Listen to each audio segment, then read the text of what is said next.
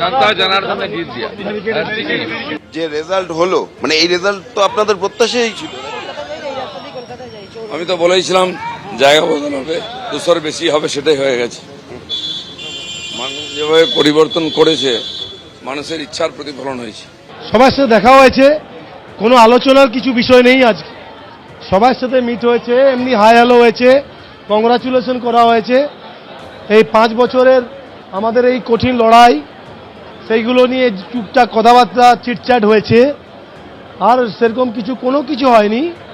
তো আপনারা নির্ভয় থাকুন। নতুন বিধায়কদের তৈরি করার ক্ষেত্রে অভিজ্ঞ বিধায়ক অশোক দিনদার বিশেষ ভূমিকা থাকে। অশোক দিনদা সবসময় একই, সবার সাথে এক, নতুন পুরনো কিছু মানে না। আমরা সবাই এক, যে বিধায়ক আর যে বিধায়ক নয়, যে কার্যকর্তা, সে বুথ সভাপতিও এক আমার কাছে, আর আছে মণ্ডল সভাপতিও এক, আর জেলার সভাপতিও এক। শেষ প্রশ্ন, দল বললে মন্ত্রীর দায়িত্ব নেবেন? পার্টি ঠিক করবে কে কাকে কি দেবে, সেটা পার্টির উপর ছেড়ে দেওয়া ভালো। পশ্চিমবঙ্গে গেরুয়া ঝড়ের পর এবার নবান্নের ভেতরে জয় শ্রীরাম ও ভারত মাতা কি জয় স্লোগান।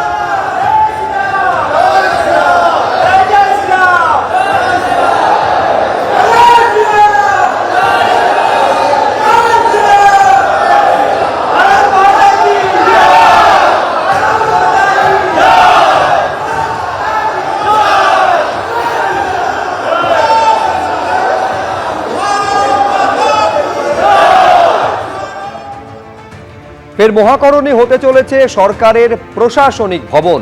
মহাকরণ নিয়ে পিডব্লিউডির বিশেষ পরিকল্পনা রয়েছে। বর্তমানে মহাকরণের কোন জায়গা থেকে সরকার চালানো যায়, কোন জায়গায় বসতে পারেন মুখ্যমন্ত্রী সহ অন্যান্য মন্ত্রীরা, তা নিয়ে একটি বিকল্প পরিকল্পনা তৈরি করেছে পিডব্লিউডি বলে সূত্র মারফত জানা যাচ্ছে। ইতিমধ্যে ইঞ্জিনিয়ার এবং প্রশাসনিক কর্তারা মহাকরণ পরিদর্শন করেছেন বলে জানা যাচ্ছে। 2013 সালের অক্টোবর মাসের আগে পর্যন্ত এই যে লিফট, এই লিফটটি প্রাক্তন মুখ্যমন্ত্রী বুদ্ধদেব ভট্টাচার্য এবং মমতা বন্দ্যোপাধ্যায় তারা এই যে করিডোর মেন ব্লকের এখানে আসতেন, এবং এই বাঁদিকের যে ঘর রয়েছে এটাই মুখ্যমন্ত্রীর ঘর ছিল। এখানে প্রশাসনিক কাজ হতো। গত 13 বছর ধরে এই বিল্ডিংয়ের সংস্কারের কাজ শুরু হয়েছে, কিন্তু অধিকাংশ কাজ এখনো পর্যন্ত অসম্পূর্ণ অবস্থায় রয়েছে। এখানে আগে মুখ্যমন্ত্রী বসতো এই পাশটায়, এবং এর আশপাশে এই ব্লকে, এটা হচ্ছে গিয়ে মেইন ব্লক বলা হয়, মেইন ব্লকের ফার্স্ট ফ্লোর, এখানে মুখ্যমন্ত্রী বসতো এবং তার আশপাশে বিভিন্ন ডিপার্টমেন্টের সেক্রেটারি এবং মন্ত্রী বসতো, এবং সেকেন্ড ফ্লোরেও বিভিন্ন ডিপার্টমেন্টের মন্ত্রী এবং সেক্রেটারি বসতো। এগুলো সব 2013 সালের অক্টোবর মাসের আগে পর্যন্ত। না, আমার ঠিক ডেট মনে নেই, কিন্তু নবান্ন চলে যাওয়ার পরে এখান থেকে মোটামুটি চলে যায়।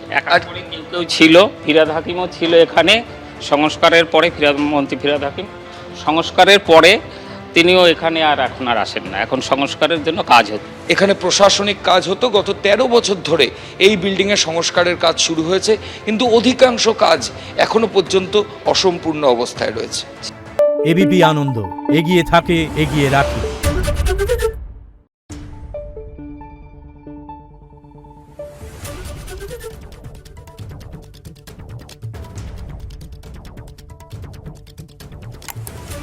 Thank you.